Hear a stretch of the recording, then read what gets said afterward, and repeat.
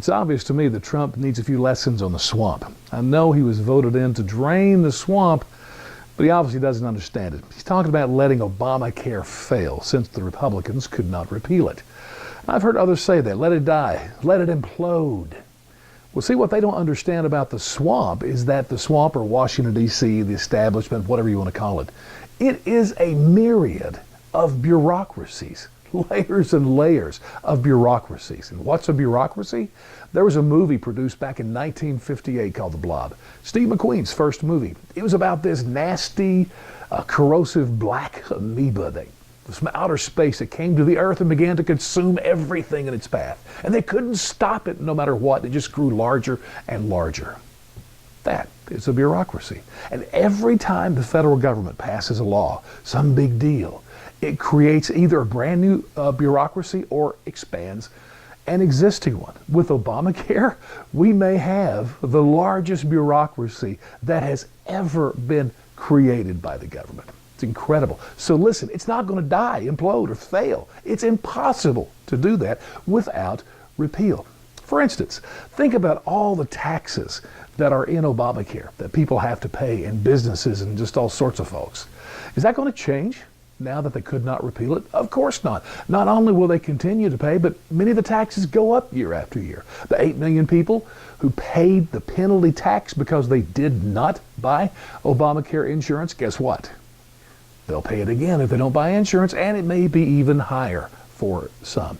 There are literally thousands of pages of regulations, rules, processes. I mean, Obamacare changed the way we do health care, especially in the books, in the papers. Is that going to change? No, not only that, but the bureaucrats are going to continue to add pages every day. Rules will change, things need to be done. And then you have the Medicaid thing. You know, so many people on Medicaid. It breaks my heart, honestly, to know that 70 million Americans are on Medicaid. That's tragic, okay? It just really is. And Obamacare sets forth even bigger numbers year after year after year that eventually the states will have to pay for. I mean, it's incredible. Is that going to change now that the Republicans failed to do their job? No, it's not. It just continues to get bigger and bigger. And then there's what I call the pre-existing insurance condition. Now, you're familiar with the whole pre-existing condition debate among Obamacare. See, Obamacare made it possible for someone who is sick without insurance to get insurance and then not be thrown off for any reason. Well, if you got insurance through Obamacare, by the law, you're covered no matter what. I mean, it's a free day, my friends. You can go to the fastest track to obesity you can find, pick up your smoking and drinking, go crazy, party down. They can never drop you as long as Obamacare is not repealed. It's a great day. Now, there's the negative side. Yes, health care costs are going to skyrocket. Premiums are going to go up. Deductibles are going to be ridiculous. And there's going to be more people dead in the streets because of Obamacare than if you didn't have Obamacare, because most people just aren't going to use the insurance. It's too expensive. So they die in the streets. But hey, if you're a Medicaid person, why would you care?